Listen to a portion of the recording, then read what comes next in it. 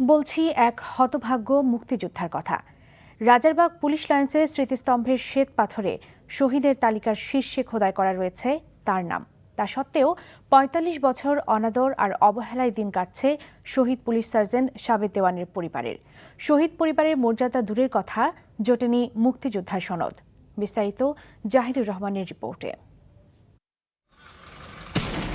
১৯৭১ সালের ২৫ মার্চ ভয়াল কাল রাত রাজারবাগ পুলিশ লাইন শুরু হলো পাক হানাদার বাহিনীর পরিকল্পিত গণহত্যা অভিযান অপারেশন সার্চ লাইট। সেই প্রতিরোধ যুদ্ধে নিজ কর্মস্থলেই শহীদ হলেন সাভারের চাকল গ্রামের বাসিন্দা পুলিশ সার্জেন্ট সাবেদ দেওয়ান। তারপর বাবার অস্তিত্ব বলতে রাজারবাগ পুলিশ লাইন স্মৃতিসৌধে শহীদদের এই নামের তালিকা। প্রাণের টানে সেখানেই ছুটে আসেন শহীদ সন্তানরা। দিনের পর দিন এভাবেই নীরবে অশ্রু বিসর্জন আর চোখ মোছেন তারা। শহীদ পরিবার এই স্বীকৃতিটুকুর জন্য পরিবারটি ঘুরেছে দাঁড়ে দাঁড়ে, কেউ ফিরেও তাকায়নি। আমার ভাই বোন সব ছোট ছিল, আমি বড় ছিলাম।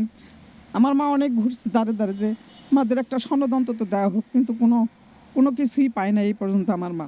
এই পরিবারটির কাছে বঙ্গবন্ধু শেখ মুজিবুর রহমানের পাঠানো সমবেদনার পত্র আর শ্বেত পাথরে খোদাই করার নাম ছাড়া রাষ্ট্র দেয়নি কোনো স্বীকৃতি। না পেয়েছে পরিবারটি মুক্তিযুদ্ধের কোনো সনদ। আর কতকাল গেলে এই পরিবারটি পাবে রাষ্ট্রীয় সম্মাননা বা স্বীকৃতি? ৬০টি সন্তান নিয়ে দুঃসহ সেই দিনগুলো কিভাবে কেটেছে তা মনে হতেই এখনো ভারী হয়ে আসে যুদ্ধে স্বামীহারা আনোয়ারা বেগমের কণ্ঠ।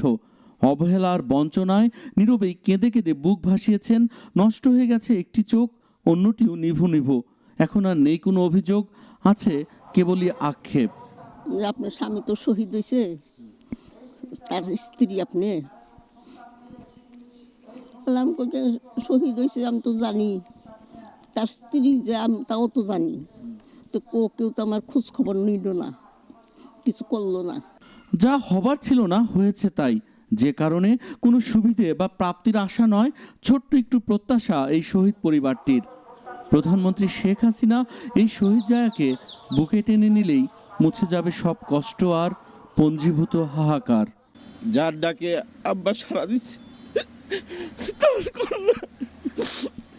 তার কন্যা যদি আমার মাকে একটু ডেকে নিয়ে যদি সান্ত্বনা দেন, সেটাই হবে আমাদের জন্য বড় পাওয়া।